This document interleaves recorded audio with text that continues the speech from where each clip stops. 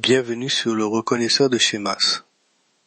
La plupart des gens exécutent des programmes qu'ils n'ont jamais choisis. Aujourd'hui, nous exposons l'un de ces schémas, nous voyons exactement comment il fonctionne et nous découvrons le changement précis qui peut te libérer. Commençons. Imagine que tu offres un café à un ami, un conseil au travail, un sourire à un inconnu, et quelques heures plus tard, tu sens un vide, comme si tu avais donné une façade et gardé l'essentiel. Tu n'es pas radin, tu es sur la défensive.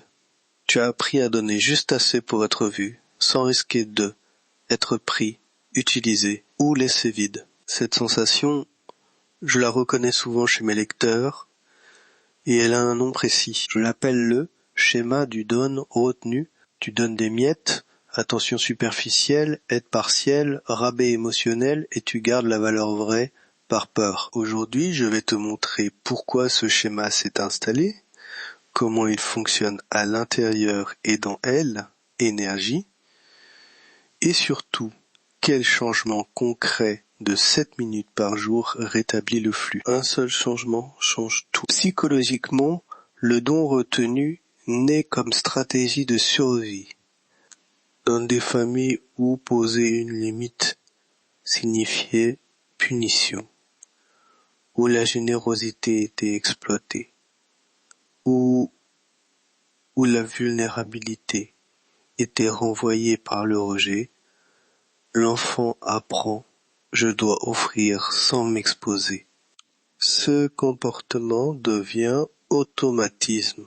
Tu deviens expert à donner l'apparence de générosité, les cadeaux symboliques, les conseils rapides, pour éviter le risque d'être dépossédé. Mais ce mécanisme s'auto-alimente. En donnant peu, tu confirmes au monde que peu peut suffire, et le monde répond en te donnant peu en retour. C'est un cercle vicieux renforcé par la croyance intérieure « je ne peux pas tolérer le manque » qui te pousse à garder pour te protéger.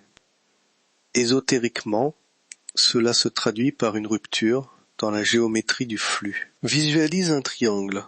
Donner, recevoir, restituer. 3 sommets en équilibre, énergie qui circule.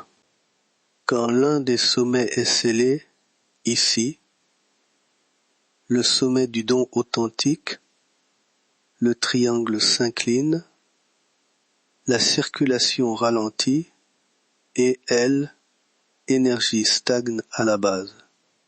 En numérologie, ce schéma se retrouve souvent associé aux 4 bloqués. Structure solide, mais rigide, défense, plutôt que flexibilité.